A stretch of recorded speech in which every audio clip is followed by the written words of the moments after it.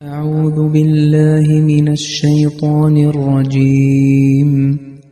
بسم الله الرحمن الرحيم. ومن يرغب عن ملة إبراهيم إلا من سفه نفسه ولقد اصطفيناه في الدنيا وإنه في الآخرة لمن الصالحين. إذ قال له ربه أسلم قال أسلمت لرب العالمين. അസ്സലാമു അലൈക്കും വറഹ്മത്തുള്ളാഹി വബറകാതുഹു. സൂറത്തുൽ ബഖറയിലെ 131, 132 ആയത്തുകളാണ് ഇപ്പോൾ കേട്ടത്.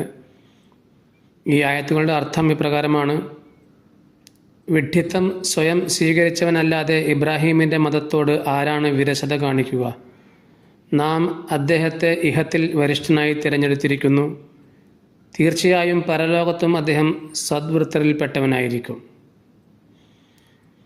ഇത് ഖാല ലഹു റബ്ബുഹു അസ്ലിം ഖാല അസ്ലംതു ലിറബ്ബിൽ ആലമീൻ. അദ്ദേഹത്തിൻ്റെ നാഥൻ അദ്ദേഹത്തോട് കീഴ്പ്പെടുക എന്ന് പറഞ്ഞപ്പോൾ സർവ്വലോകനാഥന് ഞാനിതാ കീഴ്പ്പെട്ടിരിക്കുന്നുവെന്ന് അദ്ദേഹം പറഞ്ഞു. കഴിഞ്ഞ ക്ലാസിൻ്റെ തുടർച്ചയാണ്. അള്ളാഹു പറയുന്നു, നാം ഇബ്രാഹിം അലൈഹിസ്ലാമിന് ഈ ലോകത്തും ശ്രേഷ്ഠമായ സ്ഥാനം നൽകിയിരുന്നു. അദ്ദേഹം വരിഷ്ഠദാസനായിരുന്നു. അദ്ദേഹത്തിന് ദൈവസാമീപ്യം ലഭിച്ചിരുന്നു. വ ഇന്നഹു ഫിൽ ആഖിറത്തി ലമിന സ്വാലിഹീൻ. പരലോകത്തും അദ്ദേഹം തീർച്ചയായും സ്വർഗീയ ജീവിതം നയിക്കുന്നവനായിരിക്കും. ഇസ്തഫ എന്ന വാക്കിൻ്റെ അർത്ഥം ഇഷ്ടപ്പെട്ട് തിരഞ്ഞെടുത്തു. സൽപ്രവൃത്തികൾ കണ്ടുകൊണ്ട് അങ്ങേയറ്റത്തെ ഇഷ്ടത്തോടെ സാമീപ്യം നൽകി, അതായത് വരിഷ്ഠനായി തിരഞ്ഞെടുത്തു. ഹസ്രത്ത് മുസ്ലിം മൗദ് റളിയല്ലാഹു തആല അൻഹു പറയുന്നു, ഹസ്രത്ത് ഇബ്രാഹിം അലൈഹിസ്ലാമിന് ഈ ലോകത്ത് ശ്രേഷ്ഠമായ സ്ഥാനം നൽകിയതുപോലെ പരലോകത്തും ശ്രേഷ്ഠമായ സ്ഥാനം നൽകുന്നതാണ്. അദ്ദേഹം സ്വർഗീയ ജീവിതം നയിക്കുന്നവനായിരിക്കും.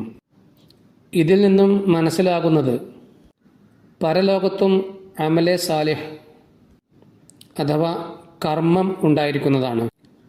പൊതുവെ മുസ്ലിങ്ങൾ മനസ്സിലാക്കിയിരിക്കുന്നത് പോലെ, വിശ്വസിക്കുന്നത് പോലെ അവിടെ വ്യർത്ഥമായി ഇരുന്നു കൊണ്ട് തിന്നുകയും കുടിക്കുകയും ചെയ്യുന്ന ജോലി ആയിരിക്കില്ല സ്വർഗസ്ഥർക്കുള്ളത്. അല്ലാത്ത പക്ഷം നഊസുബില്ല, ഹസ്രത്ത് ഇബ്രാഹിം അലൈഹിസ്സലാം പരലോകത്ത് നമസ്കാരാദികൾ ഒന്നും ഇല്ലാതെ വെറുതെ ഇരിക്കുന്നവനായിരിക്കും എന്ന് നമുക്ക് സങ്കല്പിക്കാൻ പോലും സാധ്യമല്ലല്ലോ.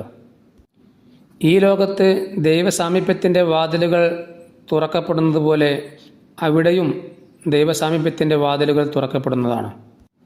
വഇദ് ഖാല ലഹു റബ്ബുഹു അസ്ലിം ഖാല അസ്ലംതു ലിറബ്ബിൽ ആലമീൻ.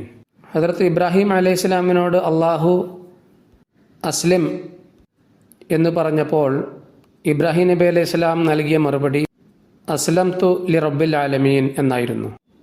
സർവ്വതും അള്ളാഹുവിൻ്റെ മുന്നിൽ സമർപ്പിക്കുന്നതിനാണ് അസ്ലമ എന്ന് പറയുക. ഹസ്രത്ത് ഇബ്രാഹിം അലൈഹി സ്വലാമിൻ്റെ അസ്ലംതു എന്ന മറുപടിയിൽ ഞാൻ അള്ളാഹുവിന് കീഴ്പ്പെട്ട് കഴിഞ്ഞിരിക്കുന്നു എന്നും എൻ്റെ ശരീരത്തിൻ്റെ ഓരോ അംശവും നിൻ്റെ മുന്നിൽ സമർപ്പിച്ചിരിക്കുന്നു എന്നുമാണ്.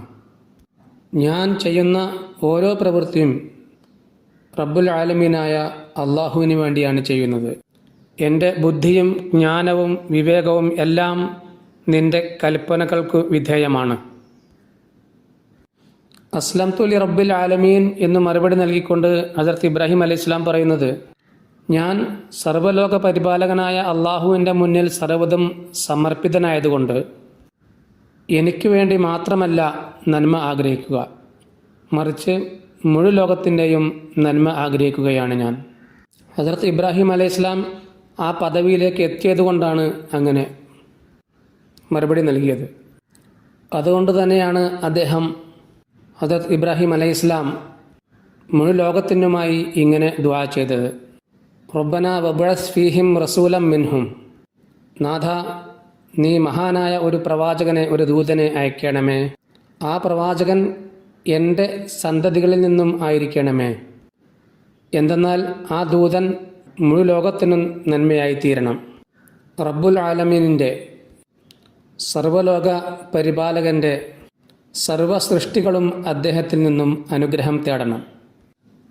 ഇതോടെ 132-ാമത്തെ ആയത്തിൻ്റെ ചുരുങ്ങിയ രീതിയിലുള്ള വിവരണം അവസാനിക്കുന്നു.